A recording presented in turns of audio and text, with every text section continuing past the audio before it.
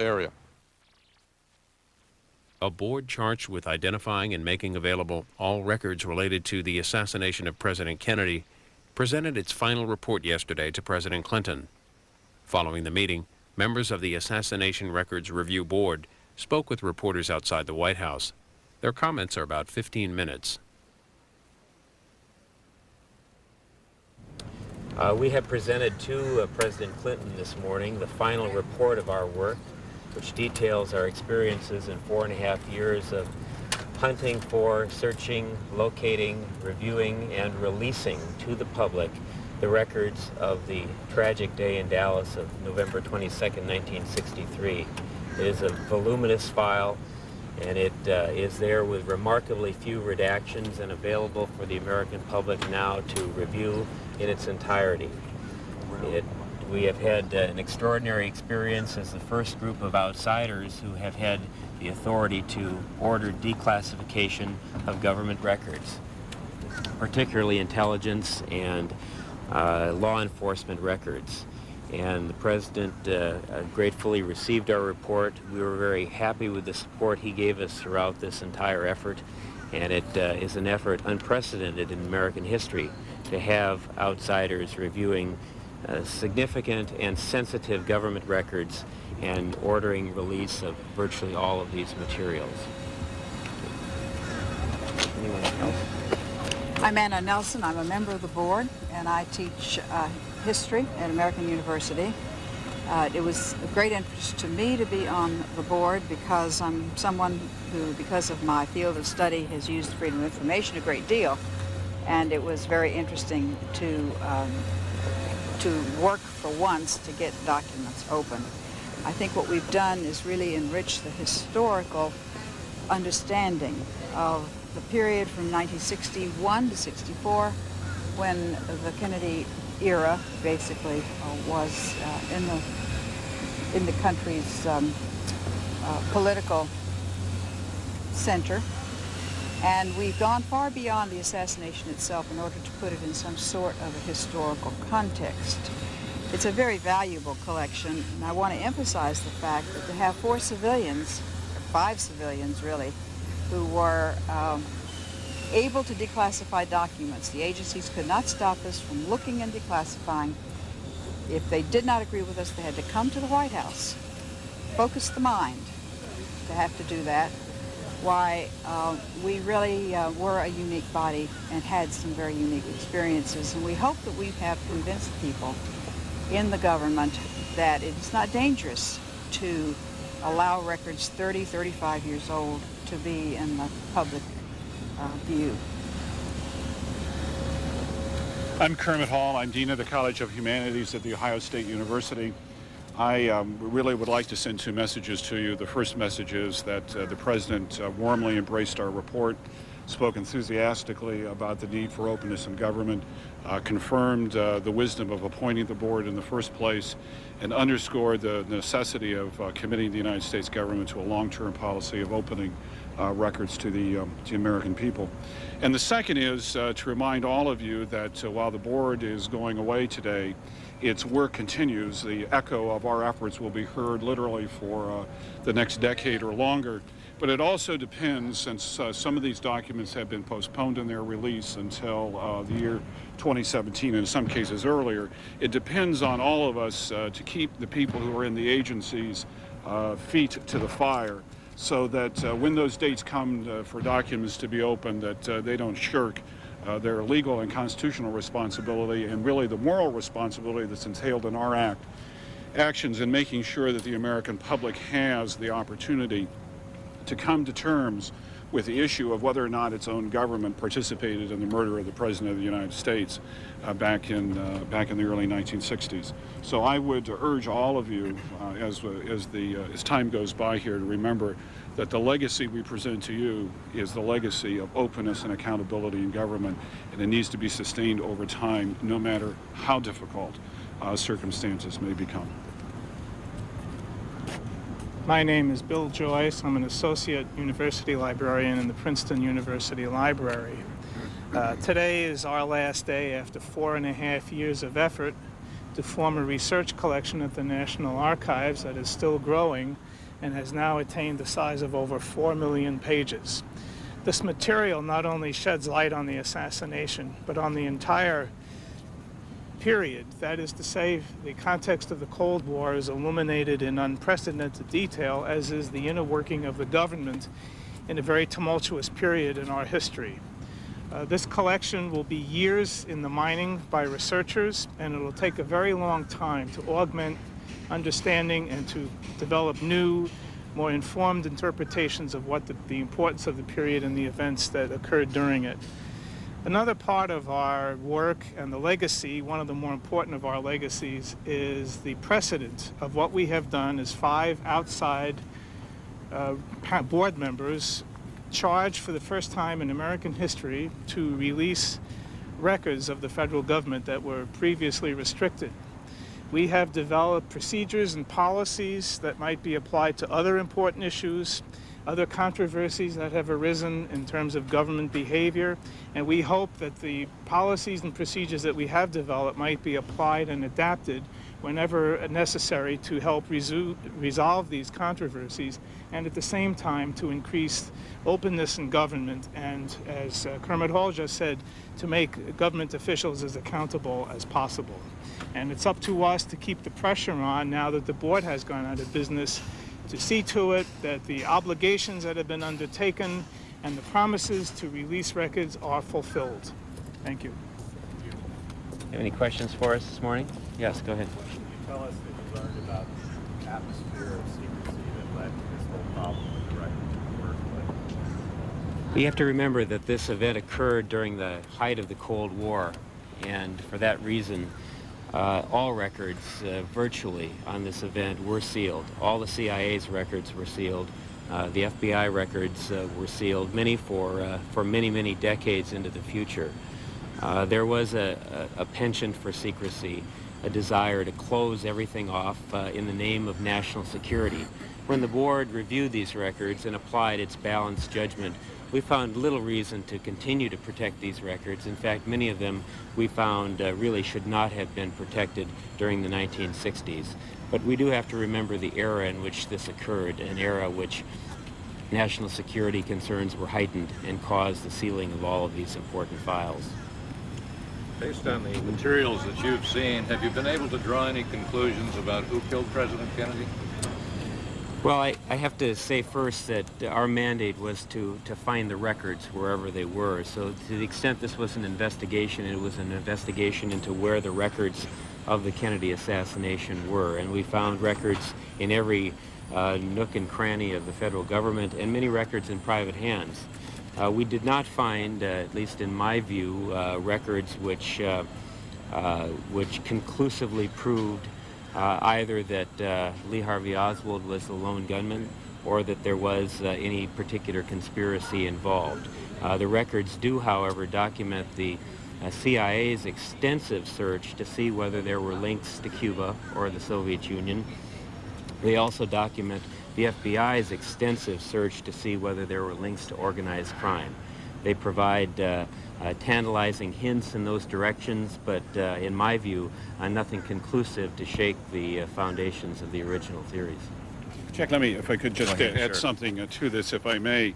I think it's worth remembering that we've had over 500 books written on the subject of the assassination of President Kennedy. All of that work was done without the benefit of approximately 5 million records, of which have been released in the space of the last 2.5 years.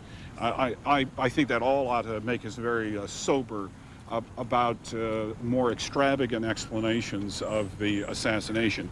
In any case, what will occur now is the opportunity for people, no matter what their views are, to come to the materials in an honest and approachable way, and for critics to really exchange views.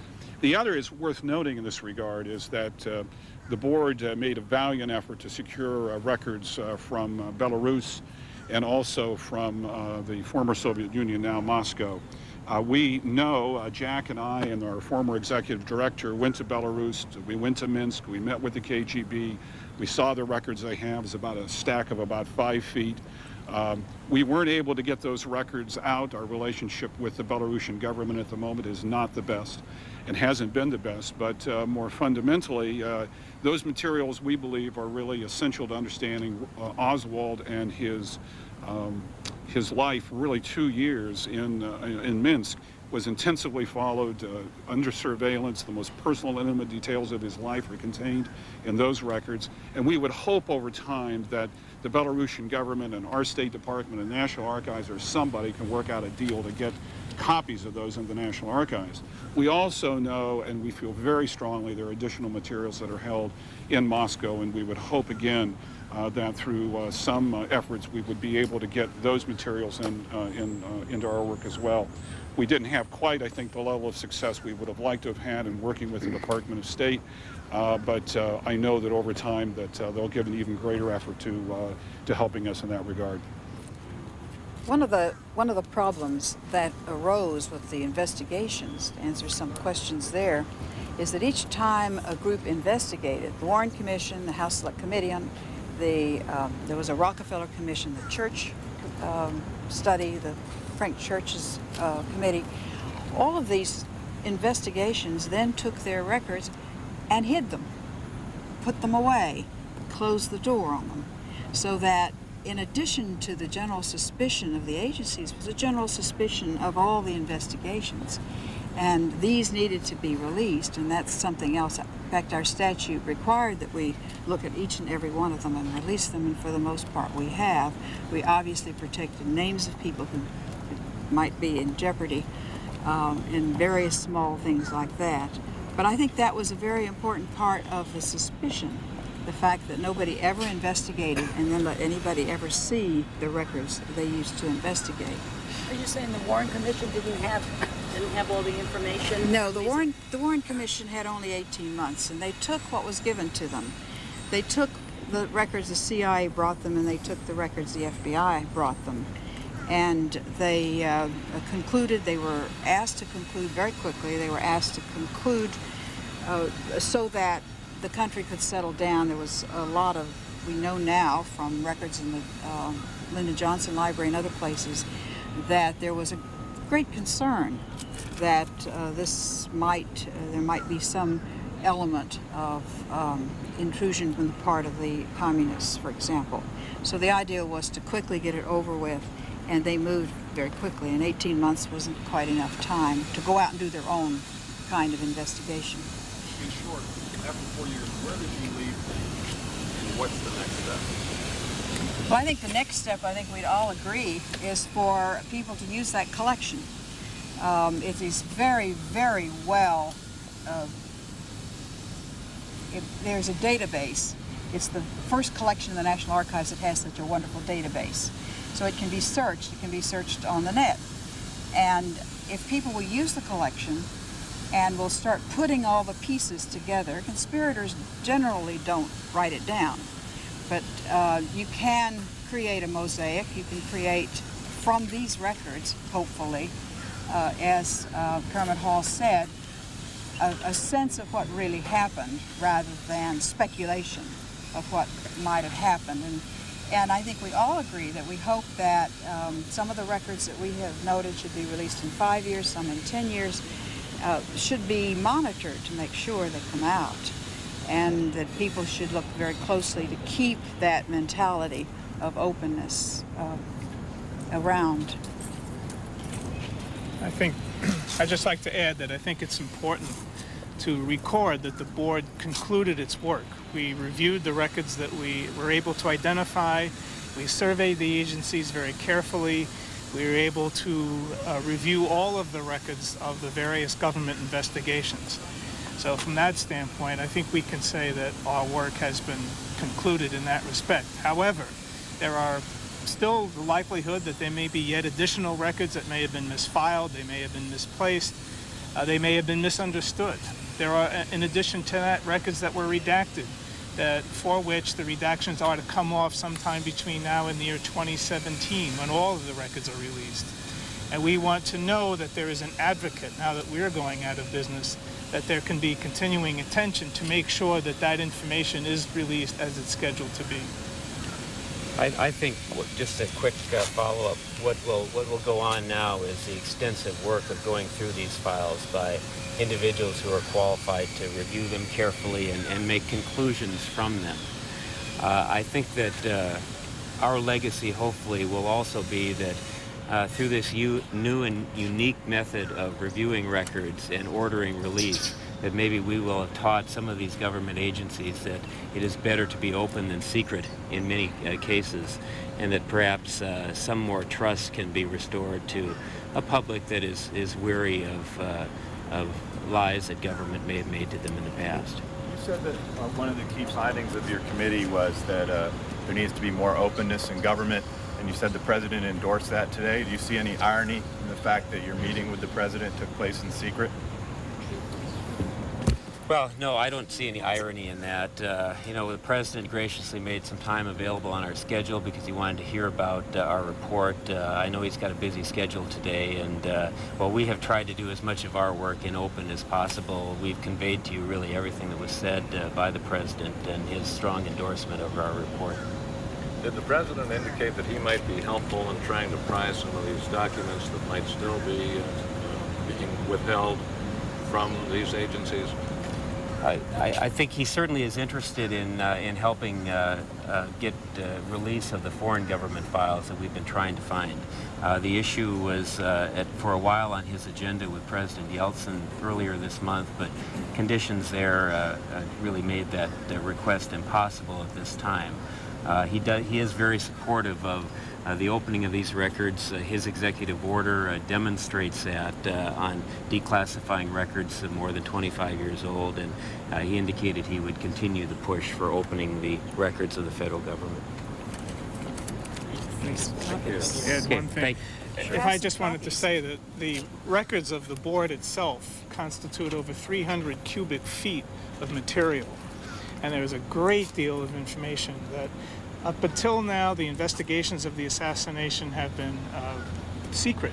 Those records were classified, they were put away. Our records are out and available for the public in addition to the collection, and people can evaluate our effort and see just what we've done and make their evaluations accordingly. And I would hope that all of you who, the next time a story comes about the assassination, have the good sense to realize there are now more than 4 million documents dealing with it that relates to some of the most secret activities of the government of the United States as they figured in the assassination, and not let yourself be pushed around by people who have very complex and very exciting ideas about the assassination that may not necessarily have those rooted in the most current and most valuable materials that have been released with regard to the assassination.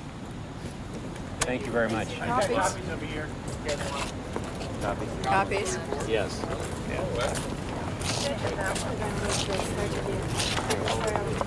You want to read it in the morning. Oh, do I? No. Actually, it's an interesting report. How much was all copies? How much of this area was squashed because of the person? Oh, you got one? That was your